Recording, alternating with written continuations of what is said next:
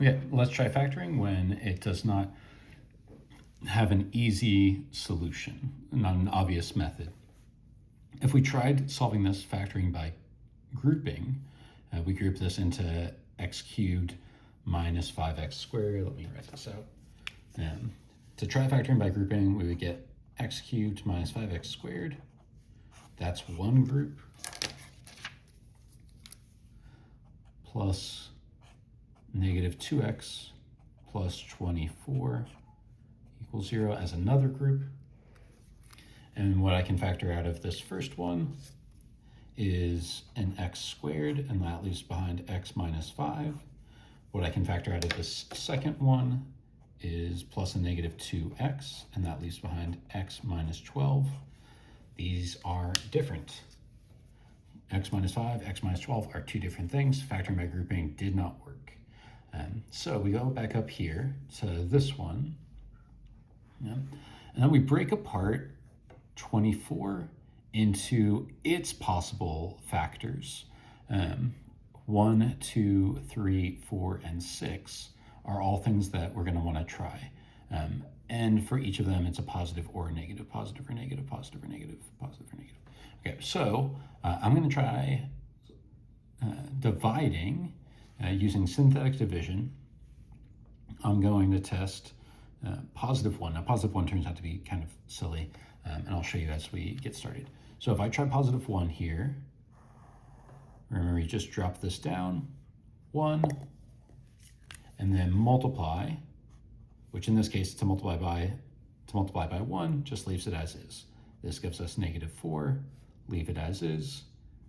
Negative 4, negative 2 plus negative 4 gives us negative 6. Negative 6 times 1 stays as negative 6.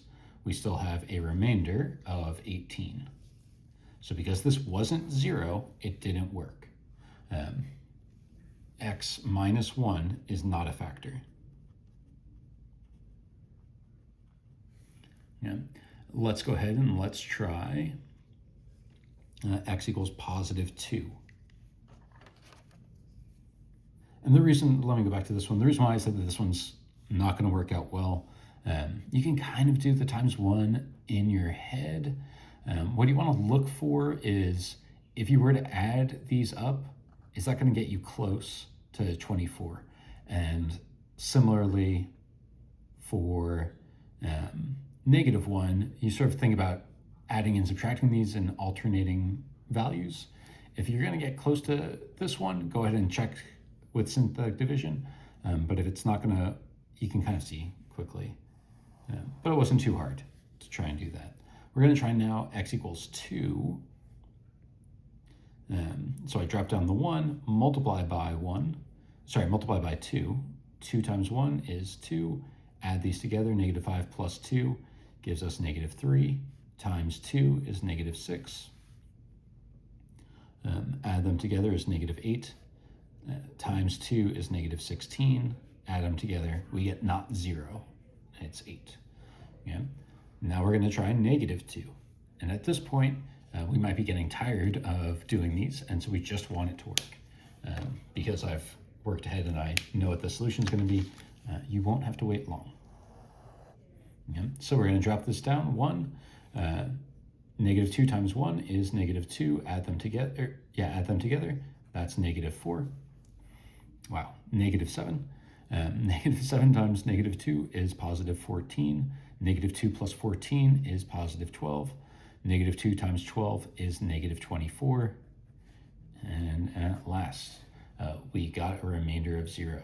So this means that this expression breaks apart into factors into x plus 2. Remember, when it's a negative 2 here, that's really the factor x plus 2, because it's supposed to look like x minus k. So x minus negative 2 is the same thing as x plus 2. So this breaks apart into x plus 2 times, this one is x squared, x, and no, just the constant term, x squared minus 7x plus 12 equals 0. Yeah, this one's the easy style of factoring because it's just quadratic. So you're asking what multiplies to give you 12 and adds to give you negative 7. Well, those two numbers are negative 3 and negative 4. So this factors apart into x plus 2 times x minus 3 times x minus 4 equals 0. Setting each of these equal to 0, each of these three factors equal to 0, and solving gives us x equals negative 2, x equals positive 3, and x equals positive 4. If we had gone through and we tried doing synthetic division with either of these two, with 3 and with 4, in this original problem, all of these are the original, but with these original coefficients, we would have still gotten a remainder of 0. So those are your three solutions for this problem. Remember, the degree tells you the maximum number of solutions that you'll find. The degree tells you the maximum number of solutions that you'll find. So this one had a degree of 3, so we had 3 different solutions.